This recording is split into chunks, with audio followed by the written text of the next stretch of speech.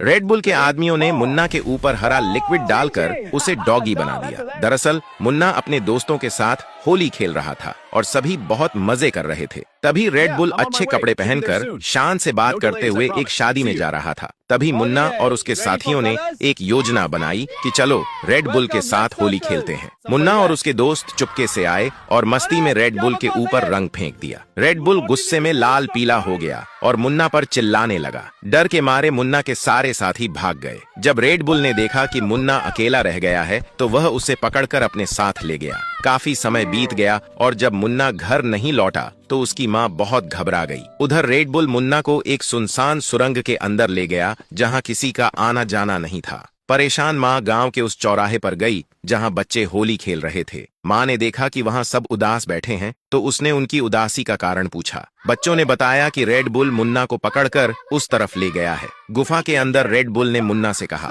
इसकी सजा तो तुम्हें मिलकर ही रहेगी। फिर रेड बुल के आदमियों ने मुन्ना पर हरा लिक्विड डाला और उसे डॉगी बना दिया। मुन्ना बेबस होकर फूट फूट कर रोने लगा, जबकि बाकी सब उसका मजाक उड़ा रहे थे। रास्ता ढूंढते ढूंढते माँ आखिर उस गुफा तक पहुंच गई। जब माँ ने रेड बुल से मुन्ना के बारे में पूछा तो वह उसे डांटते हुए बोला, मुझसे बकवास मत करो, मैं किसी मुन्ना को नहीं जानता, यहाँ से चली जाओ। जब माँ दुखी होकर वापस लौटने लगी तो मुन्ना उसके पीछे पीछे आया और उसे रोक लिया। मुन्ना ने अपनी पूरी आप बीती सुनाई, लेकिन कुत्ता होने के कारण माँ उसकी भाषा समझ नहीं पाई। तभी रेड बुल के आदमी वहाँ आए और मुन्ना को उठाकर वापस अंदर ले गए। माँ को उस डॉगी की हरकतों पर शक हुआ क्योंकि एक माँ का दिल सब समझ जाता है। माँ ने घर आकर मुन्ना के पापा को सारी बात बताई। सुनकर पापा गुस्से से भर गए। मुन्ना के पापा अपने साथ एक दूसरा डॉगी लेकर गए जो इंसानों की तरह बात कर सकता था। पापा और रेड बुल की बहस चल ही रही थी कि तभी मुन्ना ने उस बोलने वाले डॉगी को सब कुछ बता दिया।